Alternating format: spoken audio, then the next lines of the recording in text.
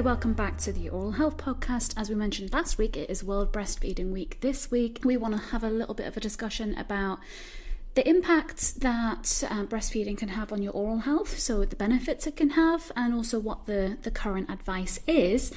So I've got Karen here with me. One way we are very different is you have had children and I have not. So this is why you are a perfect person to talk to about stuff involving parenting and things. But, I wanted to talk to you about the impacts and benefits that breastfeeding can have on an infant's oral health. I know that's a really broad start, but let's look at the early benefits. So from 0 to 6 months, what's...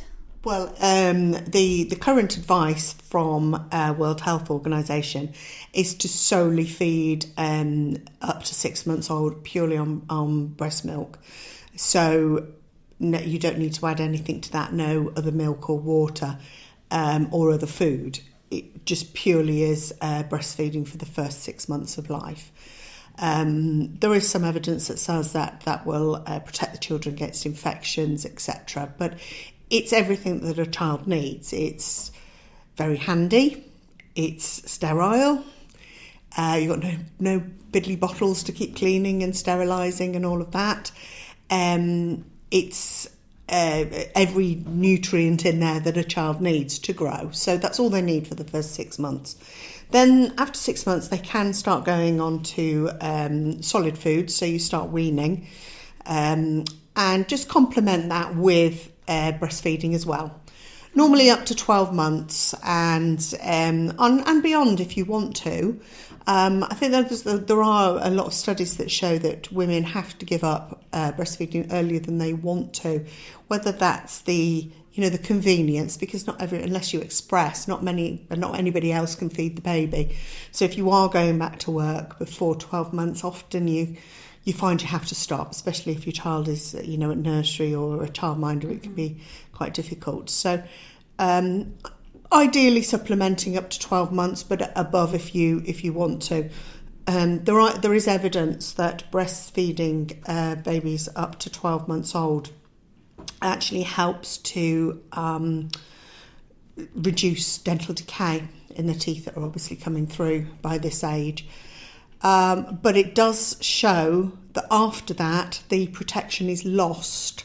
So potentially, and we need a lot more research in this area, because I don't think we can't solely say that if you breastfeed for longer your child will get dental decay, because it doesn't work like that. Mm-hmm. Because there are other factors such as the food that you are introducing into their diet can obviously be sugary. Even if we're looking at fruits and apple purees and things like that, they still have a sugar in them. So when we're introducing things into the fold, it's not just breast milk that is a factor in dental decay. But it's something to discuss with your dental team. If you do intend to breastfeed, over 12 months, 2 years, just speak to them and just say to them that you are continuing to breastfeed, or about how little it might be at that point. Yeah. Just so that they can give you some advice on perhaps looking at sugars in foods, because as we know, commercially bought products, it's like ready meals in a jar for a child, and they do have added sugar to them, because I don't know if you've ever tasted, you probably have never had the inclination to taste a jar of baby food, but they do taste quite sweet. So if you're making your own, you're not going to say, right, I'll puree this and I'm going to put some sugar in it, because you just wouldn't. So it's important, if you can, just whatever you're eating, just puree it down. It's as easy as that, really. I mean, it's as easy or as difficult. I mean, we're all at the occasions that if we're out and about, it is easier to take a sachet or a jar with us. But it's like with everything. We often are ourselves. We perhaps have to grab something quickly. So that's not the end of the world. But it's about managing the amount of sugar that they are consuming. Yeah, I think maybe a few years ago, I don't know how true this is, I always thought that making your own baby food, it was a bit like hippy dippy, or like like, oh, I've got so much time on my hands, I can make my, that had that kind of perception of probably, it, of like, probably, but it's not difficult. Yeah. You know, if you're doing a bit of broccoli for yourself, just blend it. Yeah. I mean, it's as easy as that. I remember my son absolutely loving like a pureed Sunday dinner, probably minus a Yorkshire pudding, but you know, he would love that. Just be his favourite meal than ever. In fact, it still is his favourite meal. I don't really have to puree it now. He's 25. I was going to say puree Sunday dinner. No, really? no, he's years past that. But it's just about you learn all about this, freezing it in ice cube trays, and you've got pureed carrot and apple, and you flick it out and just have a little blast in the microwave, and it is very simple. So we wouldn't be adding sugar to that ourselves.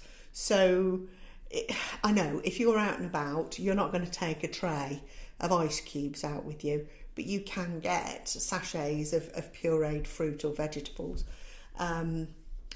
I have to say I haven't looked to see what the ingredients are. If it's just that, then absolutely fine. But what you're looking for is added sugar. So you're looking again at the things with O's on the end. And I know that's getting away from breastfeeding, but that is sort of moving on to nutrition weaning. in general is like... Well, it's, yeah. And I think that obviously everybody is encouraged to breastfeed if they can.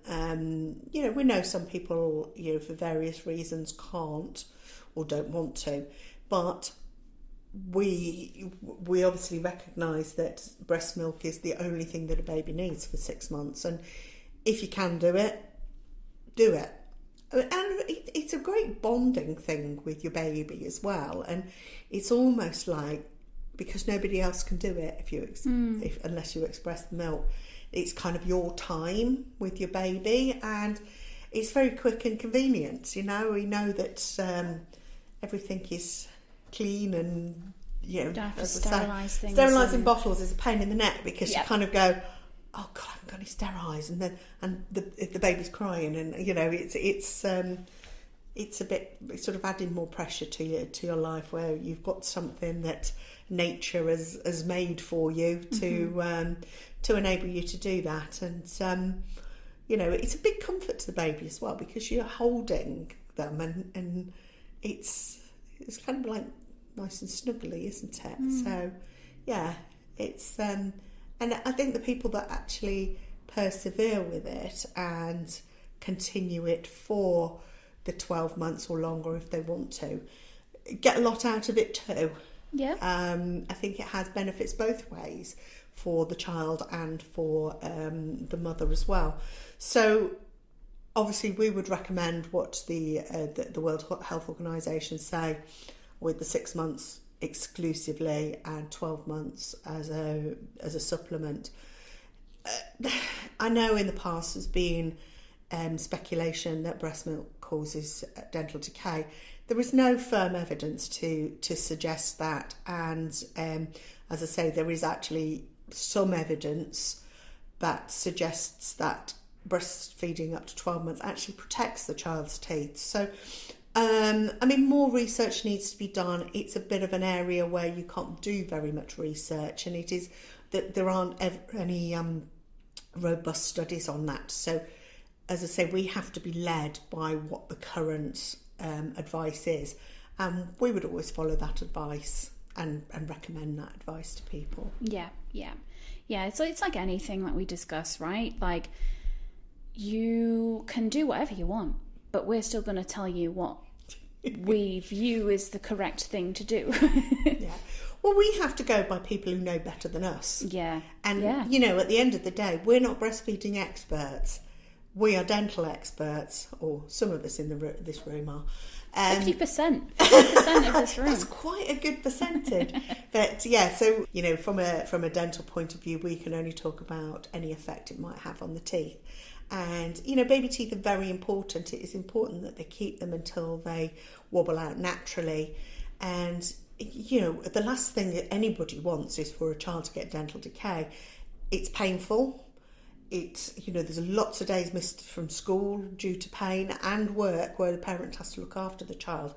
And also, they may end up having to have a general anaesthetic to have the teeth out, which then has an impact on the adult teeth, because they tend to come through early and not necessarily. Well, no, they're ready. They're all formed, but they're coming through because there's no baby tooth to push out. It's easier for them to come through because they've got nothing to sort of slow it down, really. So they come through, but they're often in not quite the right position, because normally they follow the baby tooth, so they kind of got a little bit of a pathway to show them the way to go. So, it can lead to the need of orthodontic treatment later on. Not in every case, but, the longer we can keep them. And, from a psychological point of view as well, we want the children to keep their teeth, because we not only eat with them, but from a peer point of view, you smile with them, it forms your speech. You kind of look like everybody else that you meet of your age group. So prevention is always best, and doing the best for your baby is all that we would ever suggest, and all the way through their life, because you never stop being a parent. Yeah. But certainly to give them the best start, breastfeeding is best. Mm-hmm. Yeah, absolutely. I think any sort of final thoughts? Breastfeeding is best. If you can physically do it, then you are encouraged to. Yeah. It's a shame that people feel like they need to stop before they want to. But equally, if you want to stop before you think you should, then do that. Yeah. Yeah. Yeah. You've got to do what's right for you. And, And your baby. And your baby. Yeah, and your baby. And I think there's a lot of pressure around how long you should do it for, and when and every you should stop. Different, and every culture's different. Yeah. And, but people get flack for prolonged breastfeeding. They get flack if they don't breastfeed for long enough. They get flack if they don't breastfeed. So we've got a minefield here. It doesn't matter what you do, it's going to be wrong in somebody's eyes. So you've just got to think about yourself and your baby. And we know that there is proof, there is evidence that breast milk is the only thing that a baby needs for the first 6 months. It gives them the best start in life. As I say, there's lots of studies around. I mean, there are studies that say that children who are breastfed actually do better at school. I don't know how they're comparing. I don't know, but anyway, there is that kind of research that is often said to people. So, and there is holes in that where, because I know with pregnancy related data, especially around alcohol and pregnancy, it's all observational. They can't be okay, now as a pregnant woman, we're going to enter you into this study, and as part of that, we'd like you to have 3 glasses of wine a day. It's exactly. So it's and all you can't ethically test or research anything on pregnant women or babies and children. Yeah. It's not. It's just not done. So all we can do is look at numbers of people and just see if there's any correlation between anything, and then we can just say, well, it could be, but we don't have any definitive evidence. But that's quite a lot about research, really.